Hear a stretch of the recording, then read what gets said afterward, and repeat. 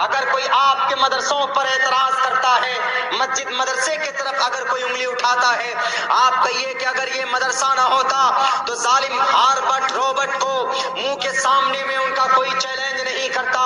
منہ کے سامنے میں چیلنج کرنے والے کون تھے؟ ٹوپی اور داڑھی والے تھے۔ سید شاہ اسماعیل رحمت اللہ علیہ 1818 کے اندر ایک پوری ٹکڑی لے کر پہنچے تھے۔ کہاں؟ سب سے پہلے میں بالا کوٹ کی پہاڑی پر انگریز سے لڑنے کے لیے کون تھے وہ؟ قرآن کے پڑھنے والے تھے وہ۔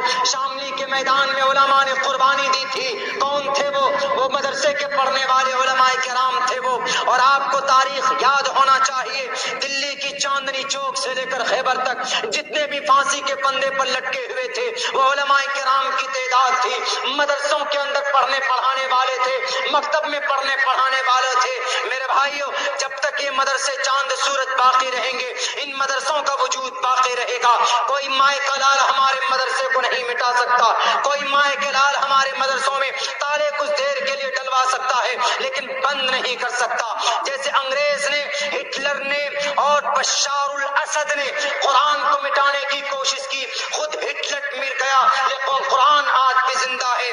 خود اس بشار الاسد تباہ ہو گیا، ہمارا قرآن زندہ ہے، چونکہ مدرسوں میں، مکتب میں ہمارے قرآن کی تعلیم ہوتی ہے۔ اور قرآن کا محافظ کون ہے؟ ہمارا اللہ ہے۔ عبداللہ سالم کی حفاظت ہوتی رہے گی چونکہ سینے میں قرآن ہے۔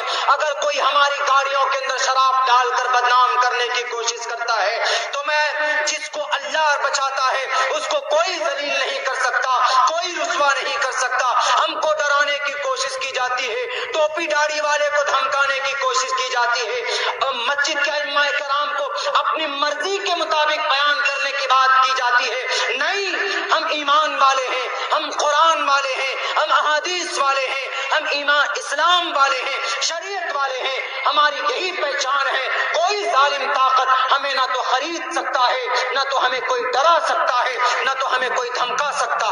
میرے نوجوانوں، میں آپ کو مثال دیتا ہوں، اس دن 10 تاریخ کو جب میں سلچر ایئرپورٹ پر پہنچتا ہوں، 100 نوجوان تھے، سر پر ٹوپی تھی، سفید کپڑے میں ملبوس ہو کر 100 بائک، 2 ماروتی کار لے کر پہنچے تھے ایئرپورٹ کے اندر، اور پورے مہذب انداز میں لے کر کے ہم کو جلسہ گاہ تک پہنچے، 48 کلومیٹر دور تک جاتے رہے وہ۔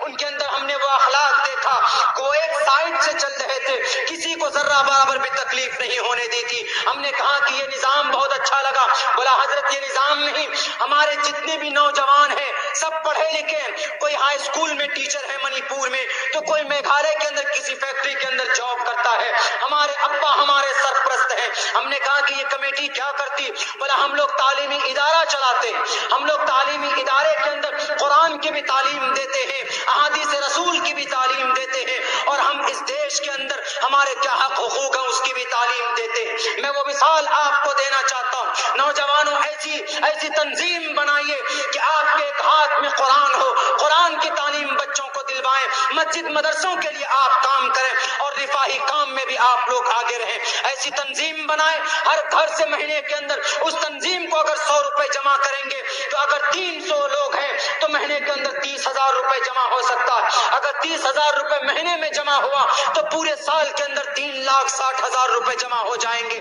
اس تنظیم کے اندر اگر 3,60,000 روپے سالانہ جمع ہو جاتا ہے تو ایک اچھا خاصا ادارہ چل سکتا ہے۔ ہم اپنے بچوں کو سول سروسز میں بھیج سکتے ہیں، ہم اپنے بچوں کو انہی پیسوں سے ڈی ایم بنا سکتے ہیں، انہی پیسوں سے S P D S P بنا سکتے ہیں، انہی پیسوں سے ایک اچھا عالم دین بنا سکتے ہیں، انہی پیسوں سے اپنی سماج کی بیٹی کی شادی کر سکتے ہیں، انہی پیسوں سے کوئی غریب آدمی بیمار ہے تو ان کو علاج کے لیے پورنیہ اور کٹیہار میڈیکل کالج لے کر جا سکتے ہیں۔ اگر ایسا نظام ہم نے بنایا تو بنانے سے بنتا ہے، خیروں نے بنایا، دوسری تنظیم دیکھ لیجیے بھارت کے اندر بنا چکے ہیں اور وہ مضبوط ہے۔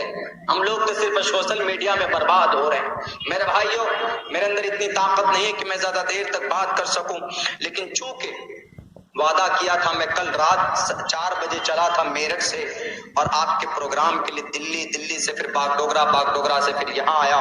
صرف ایک پیغام میں دینا چاہتا ہوں، میں آپ کو منتر نہیں سنانا چاہتا، میں آپ کو انگلش میں سینٹنس نہیں سنانا چاہتا ہوں۔ میری تقریر شاید آپ کو ایسا لگے، بہت سے لوگ سوچیں گے کہ قرآن و حدیث کی کم بات کرتے ہیں مولانا، نماز کی فضیلت پہ کم بات کرتے ہیں مولانا، زکوٰۃ پہ بات ہی نہیں ہوتی ہے، سود پہ بات ہی نہیں ہوتی ہے۔